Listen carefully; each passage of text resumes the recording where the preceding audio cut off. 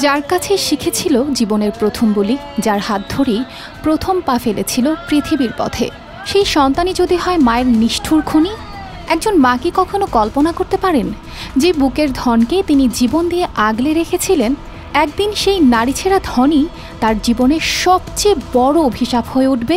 ছেলে হলো নেশাখোর, ছেলে মানে নেশার তাগিদে নেশা করে আসা, তারপরে মার হাতে মনে করেন যে কথাবার্তা তর্কাতর্কি হয়েছিল, ওইরকমভাবে মানে সঠিক জানা যায় না, কিন্তু ছেলে তারপরে আক্রমণ করে বাগি দিয়া।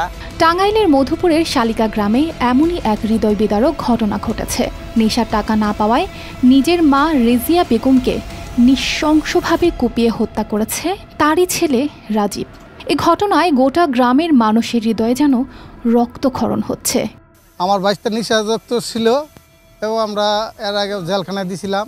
আইনা জেলখানায় তো 18 মাস থাকার পরে আনা হয়েছে। আনার পরে এই ভাব করতে অর্জনের শাস্তি হয়, অর্জনে এর ফাঁসি শাস্তি যাই হোক দেখ। ইফতারের পর রাজীব তার মায়ের কাছে টাকা চেয়েছিল। মা টাকা দিতে অস্বীকৃতি জানানোয় ক্রোধে উন্মাদ হয়ে ওঠে সে। হাতের কাছে থাকা ধারালো বটি দিয়ে একের পর এক আঘাতে মাকে হত্যা করে। শুধু হত্যাই নয়, মায়ের মরদেহটি বাড়ির পাশের আনারস খেতে লুকিয়ে ফেলতে টেনে নিয়ে যাচ্ছিল সে। খুঁজতেছিলাম লাঠি নিয়ে, পরে দেখি যে ওই পাশে বাগানের দিকে ওই যে ফালাই রাখছে, আর পাশে কোদালও একটা ছিল। তারপর দেখলাম যে এখানে কুবাইছে, ওইখানে অনেক রক্ত ছিল, এদিক থেকে টাইনা যে নিয়ে গেছে ছিল বোঝা যে দেখা যাইতেছিল যে এখান থেকে নিয়ে গেছে আর কি রাখছিল। এই ভয়ঙ্কর দৃশ্য দেখে ফেলেন রাজীবের স্ত্রী সীমা। বাধা দিতে গেলে তাকেও মারাত্মকভাবে কুপিয়ে আহত করে রাজীব।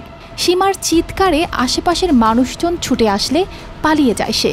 খবর পেয়ে পুলিশ ঘটনাস্থল থেকে রেজিয়া বেগমের মরদেহ উদ্ধার করে এবং গুরুতর আহত সীমাকে হাসপাতালে ভর্তি করে। ছেলে মাকে কুপিয়ে ঘটনাস্থল থেকে পালিয়ে যায়। ঘটনা ঘটার সময় তার স্ত্রী এবং তার ছেলের যে কন্যা উভয়ই তার দাদিকে বাঁচানোর চেষ্টা করে, কিন্তু দাদিকে বাঁচানোর যে চেষ্টার ফলশ্রুতিতে স্ত্রীর 2টা আঙ্গুল এবং সেও আহত হয়, মারাত্মকভাবে জখমগ্রস্ত হয়, 3টা আঙ্গুল কাটা পড়ে। এর পরে স্থানীয়ভাবে আমরা সাথে সাথে বিভিন্ন সোর্স নিয়োগ করি এবং এলাকায় বিভিন্ন ভাবে পুলিশের কয়েকটা পার্টি রাতভর ব্যাপী অভিযান করে। অভিযানে আনুমানিক রাত 2টার সময় স্থানীয়ভাবে তাকে গ্রেপ্তার, আমাদের যে ঘাতক ছেলে রাজীব মিয়া, তাকে আমরা গ্রেপ্তার করতে সক্ষম হই। এই ঘটনায় এলাকায় নেমে এসেছে শোকের ছায়া। স্থানীয়রা স্তম্ভিত ও বাকরুদ্ধ। দ্রুত পুলিশি অভিযানের মাধ্যমে রাজীবকে গ্রেফতার করা হয়েছে। এলাকাবাসী এবং নিহতের স্বজনরা দাবি করছেন কঠোর শাস্তির। তাদের প্রত্যাশা এই নিষ্ঠুরতার পুনরাবৃত্তি যেন আর কখনোই না ঘটে।